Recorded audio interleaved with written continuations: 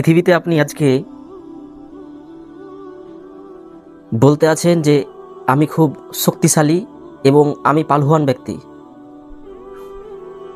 নিজের শরীরকে নিয়ে তাকব্বুরি দেখাচ্ছেন যে আমার আজকে পাওয়ার এত, আমার আজকে পাওয়ার এত, আজকে আমি মেম্বার, আজকে আমি প্রধান। আপনি আজকে মেম্বার হয়েছেন, আপনার পেছনে 10 জন মানুষ আছে। আজকে আপনি প্রধান হয়েছেন, আপনার পেছনে 20 জন মানুষ আছে। আজকে আপনার পেছনে 50 জন মানুষ আছে, আপনি তাদেরকে নিয়ে তাকাব্বুরি দেখাচ্ছেন।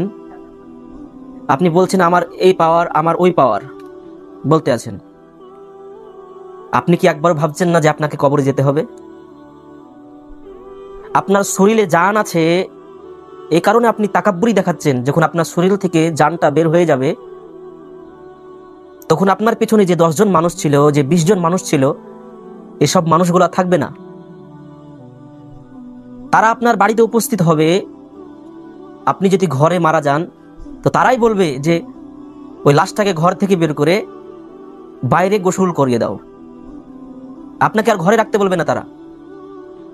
আপনাকে তখন তারা আপনাকে মেম্বার বলেও ডাকবে না, প্রধান বলেও ডাকবে না, মাস্টার বলে ডাকবে না, ডাক্তার বলেও ডাকবে না।